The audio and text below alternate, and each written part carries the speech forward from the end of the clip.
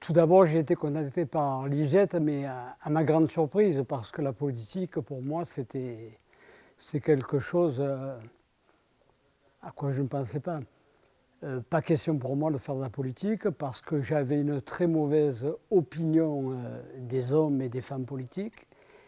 Et puis un jour, un ami m'a dit « Lisette aimerait te rencontrer ». Je suis allé au rendez-vous. Elle a eu un discours, je dois le dire, qui m'a séduit. Elle m'a fait une proposition, c'est-à-dire de rentrer en sa liste et à une bonne place, à une place où j'aurais pu œuvrer pour la ville que j'aime et dans laquelle je suis né. J'ai dit oui assez rapidement. Je ne le regrette pas parce que j'ai eu l'occasion de faire la campagne avec elle et je me suis rendu compte que c'était une femme de terrain, qu'elle connaissait parfaitement ses dossiers et qu'elle avait envie de se battre pour les gens qui l'entouraient, mais malheureusement, on l'avait privé des moyens de le faire. Alors en ce qui me concerne, si vous me permettez de le dire, je suis un garçon et ça je ne peux pas l'oublier, bien que certains ne veulent pas surtout pas le dire. Je suis un garçon qui est né dans le quartier du Panier en 1945, vous voyez, il y a longtemps. Donc si je dois faire de la politique, disons que je suis au début et à la fin d'un parcours politique, mais je me sentais redevable. Redevable parce que j'ai vécu dans un quartier où j'ai connu et j'ai côtoyé la misère, parce que j'ai découvert l'injustice. Sur l'injustice, si vous m'accordez une petite parenthèse, je me souviens qu'un jour, avec des copains, nous nous réunissions sur une petite place qu'on appelait la Placette du côté de la mairie. Et on s'y réunissait pour les grandes occasions, c'est-à-dire Noël, Pâques, jour de l'an. Et chacun arrivait avec un habit que lui avait acheté un de ses parents.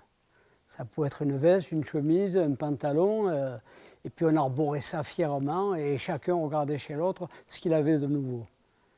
Et puis après avoir fait le tour de tous mes camarades, et nous étions peut-être une dizaine, je me suis rendu compte que sur l'un d'entre eux, rien n'avait changé. J'allais finir par laisser tomber, jusqu'au moment où j'ai baissé les yeux, j'ai regardé ses pieds, et je me suis rendu compte que les chaussures qu'il portait la veille et qui étaient noires la veille étaient devenues oranges. Et on voyait encore les traces du pinceau. J'ai su très rapidement qu'il appartenait à une famille de 14 enfants qui vivait dans un taudis dans le quartier du Panier. Et ce jour-là, eh bien, sans réaliser pleinement, mais il y a quelque chose qui m'a traversé de haut en bas et que je traduirais par le mot misère. Ce jour-là, j'ai compris ce qu'était la misère. Et ce mot-là ne m'a plus jamais quitté. Plus jamais quitté parce que je n'aime pas voir des gens souffrir. Parce que je n'aime pas voir dans la rue des gens qui tendent la main. Parce que je dis que dans une société, il faut que tout le monde puisse vivre décemment, dignement. Et aujourd'hui, en 2010, ce n'est pas le cas.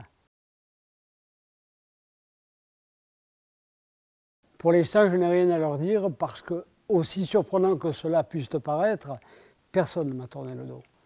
Et on ne m'a pas tourné le dos, pourquoi? Parce que je suis, et je le revendique et je crie haut et fort, un homme de valeur. Un homme qui a toujours été de parole, un homme qui n'a jamais trahi personne, un homme qui est devenu, et je pourrais te le raconter, je pourrais te raconter comment j'y suis arrivé, qui est devenu un jour avocat et peut-être, c'est pas moi qui le dis, mais je l'ai souvent entendu dire, un avocat plutôt bon.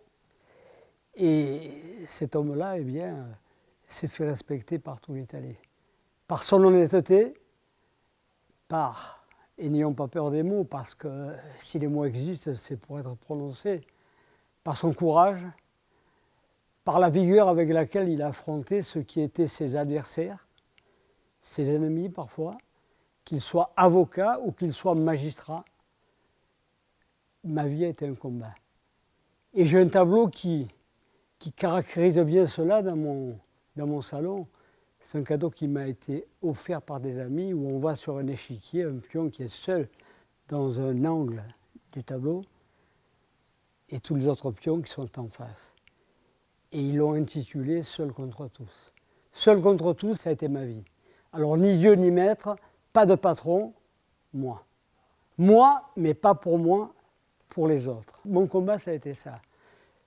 L'image de la souffrance et de la misère dans ma tête et l'envie d'y remédier. J'y ai remédié comme j'ai pu dans le cadre de mon activité professionnelle, mais dans la mesure où on me donne, entre guillemets, l'embellie de le faire à un autre niveau et qui plus est, dans le quartier où je suis né, eh bien, je ne peux pas refuser. Martin, je le connais depuis 50 ans. Je l'ai connu à une époque où son théâtre était en péril. Où, et je peux le dire, il s'en souvient, et c'est un secret pour personne, où celui qui tenait la caisse était parti avec l'argent après un spectacle de Léo Ferré. Autrement dit, le théâtre était ruiné. Et le combat qu'a mené Martin pour maintenir en vie ce théâtre, je l'ai vécu pendant 50 ans. De près ou de loin, mais je l'ai vécu, je dirais, au moins par la pensée, avec lui. Martin est un homme absolument extraordinaire. Martin a essayé d'amener à Marseille ce qu'il appelle, et ce qui est la culture. À cela, je suis sensible parce que, comme je le dis, je vivais dans un quartier où culture et savoir ne s'aventuraient pas. Il a essayé de nous amener cela. Il s'est battu pour cela. Et c'est là que je peux en vouloir à certains hommes politiques qui ne l'ont jamais suivi, qui lui ont fait des promesses jamais tenues, ou quasiment jamais. Alors Martin, c'est quelqu'un que je respecte, c'est quelqu'un que j'aime, c'est quelqu'un avec qui j'irai au bout du monde, que ce soit en politique ou dans n'importe quel domaine.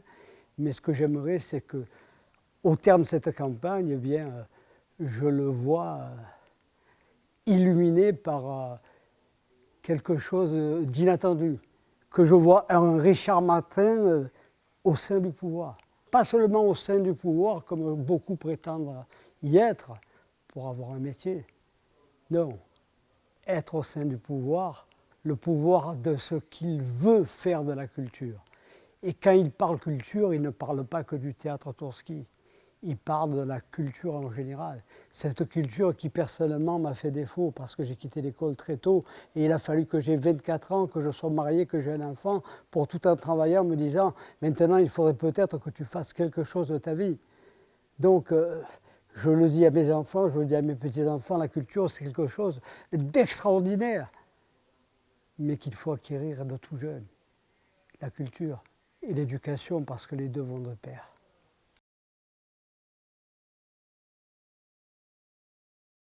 Depuis, Richard a essayé d'avancer, il a progressé, mais malheureusement, il n'a pas pu aller jusqu'au bout de ses idées. Alors il a besoin d'être aidé, et pour être aidé, eh bien, il ne peut compter que sur lui-même.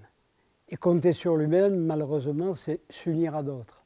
Mais ce que je peux dire d'ores et déjà, c'est que Richard Martin, homme politique, Richard Martin au sein du pouvoir, restera Richard Martin. Il n'y a personne qui lui imposera jamais rien. Ce qu'il demande, c'est qu'on tienne les promesses qu'on lui a faites, qu'on les tienne jusqu'au bout, puis après il faut le laisser faire. Parce qu'il est venu dans ce quartier miséreux et misérable de Marseille. Il pensait apporter énormément à cette ville. Et aujourd'hui, il est déçu. Alors il joue sa dernière carte peut-être, il la joue. L'alliance avec Lisette Nardussi, personnellement, elle m'a séduit. J'espère que je ne serai pas déçu. Quant à Bruno Gilles, cet homme que je ne connais pas, je me suis renseigné sur lui et je n'ai pas vu une seule personne, même chez ses adversaires, me dire que cet homme n'était pas un homme d'honneur et un humaniste. Et quand je dis un humaniste, eh bien, Richard, Lisette, Bruno Gilles, moi, nous sommes des humanistes. Mais des humanistes au sens où je l'entends. De vrais humanistes et pas ceux qui se disent humanistes mais qui dans leur vie n'ont jamais fait que du mal.